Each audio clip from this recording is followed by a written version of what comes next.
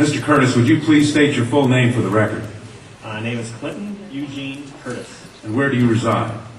Tallahassee, Florida. And what is your profession? I'm a computer programmer. Would you please speak into the microphone so the audience can hear your testimony? I'm a computer programmer. Mr. Curtis, are there programs that can be used to secretly fix elections? Yes, How do you know that to be the case? because in October of 2000, I wrote a prototype for President Congressman Tom Feeney at the company I work for in Houe of Florida that did just that. And when you say did just that, it would rig an election? It would flip the vote 51-49 to whoever you wanted it to go to and whichever race you wanted to win. And would that program that you designed be something that elections officials that might be on county boards of elections could detect? They'd never see it. Mr. Would you answer that question once again? They would never see it. So how would such a program, a secret program that fixes the election, how could it be detected?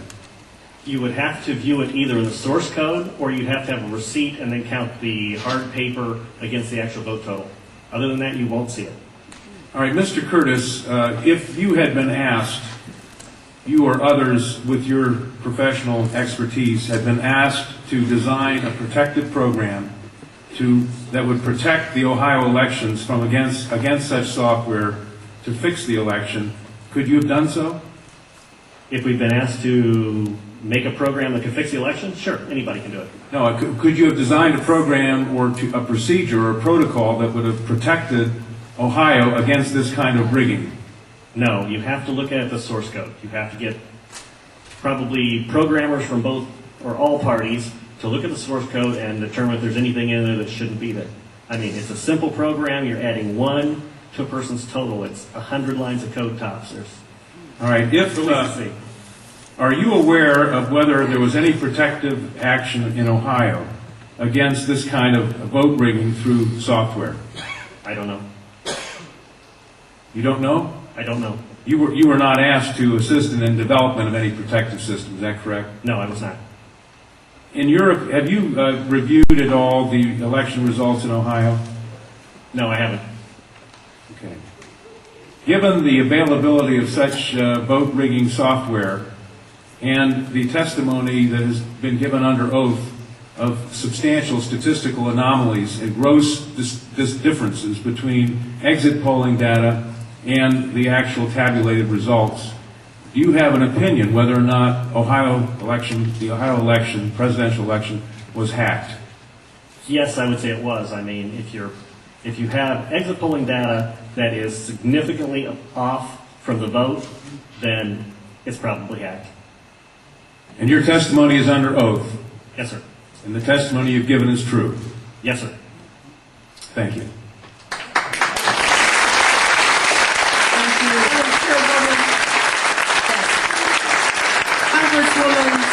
Councilwoman Waters and I have the same question. Come back to the podium. Who did you say you were asked to prepare? I was asked by Tom Feeney. He's now a congressman. At that time, he was Speaker of the House of Florida, Yang Enterprises, which was the company I worked for, lobbyist, and their corporate attorney. He wore a lot of hats.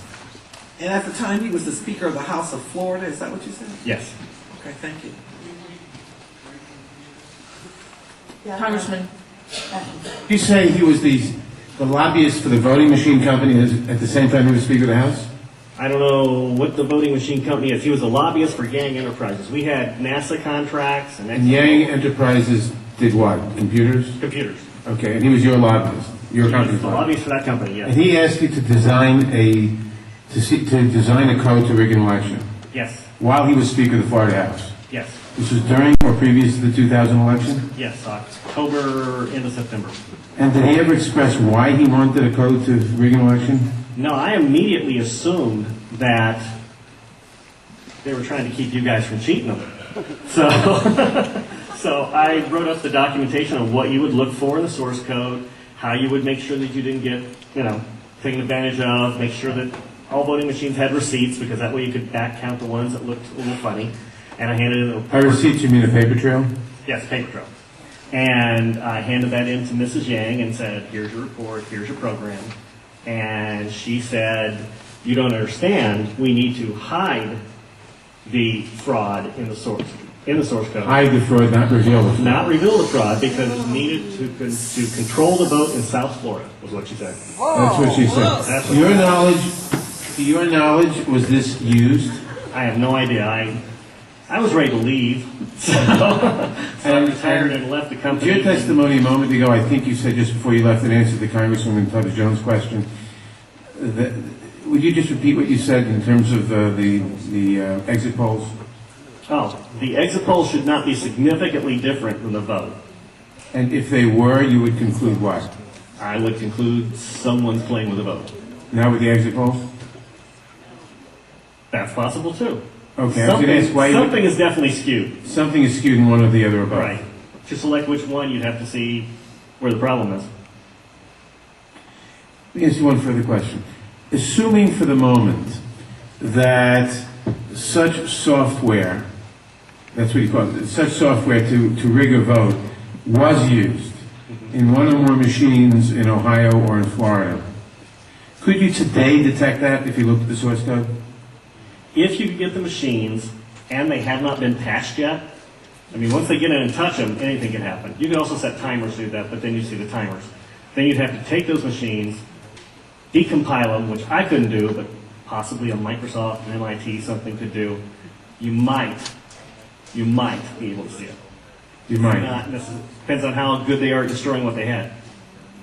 Destroying what they had by tampering with the machine afterwards, or by programming a destroy instruction in the first place? Right, because since you didn't... Both, either or both? Either or both. You didn't actually see what's in there, so you don't know if the code is running in a single executable or running in various modules. If it's running in modules, you can make the code actually eat itself. Let me ask you one further question.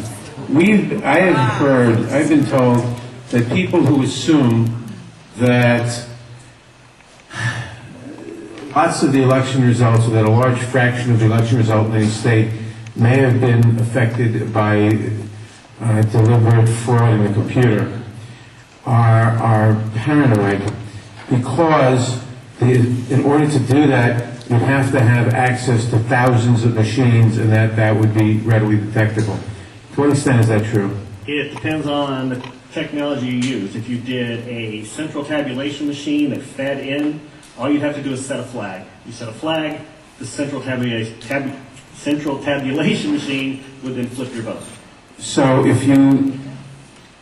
one person putting in bad code in a central tabulation machine could affect thousands and thousands or tens of thousands of votes. Right, and you could activate either automatically, or you could make it so that there's code existing on like an electronic machine that feeds it, where you would punch it in, it would set the flag, the server would see the flag, and then... And if you had a recount, and there were no paper trail, would that be, assuming that had happened, would that be revealable by seeing a discrepancy between what the central tabulator showed and what the individual machines, which had not been tampered with, showed?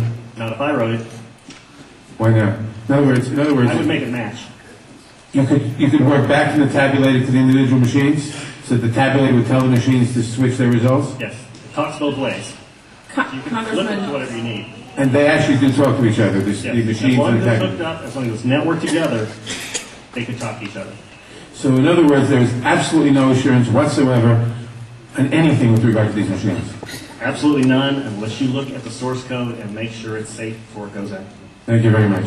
thank you, Congressman Mathers. I know that Congresswoman Waters has a question, then Senator Miller, and then Congresswoman Stephanie Tubbs Jones. This will only take a moment if you would come back to the...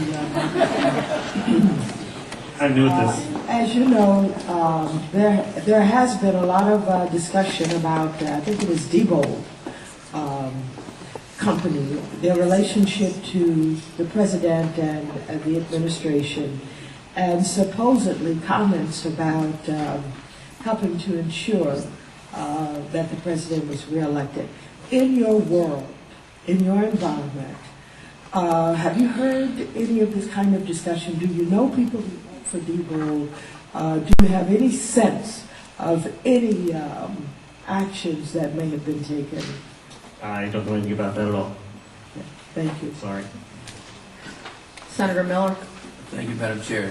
Sir, I suspect people will attack you in terms of your credibility. Could you restate once again your credentials? I'm a programmer. I worked for NASA, worked for ExxonMobil, worked for Florida Department of Transportation, and other elements of my story, because this company, well, let's get into it. Why not? This company also, they have NASA contracts, and they were basically downloading tons of information, I mean gigabytes worth, and handing them off to this little Chinese guy named Henry Nee, and it didn't seem right, and he was hacking things, and I wrote a program for DOT that allowed contractors to send their information into DOT, and he was kind of the quality assurance guy for software. He put a wiretapping module in the program that went out to the contractors so that it actually sent everything they sent back to Yang. So I reported all this, and just last March, I think, he was arrested for attempting to send anti-tank missile chips to the capital of Communist China. So, if that's correct, this is such a small thing. Of course, I think he only got a $100 fine. And no time. Thank you. Congresswoman Stephanie Tubbs Jones. Thank you. Thank you. We are now going to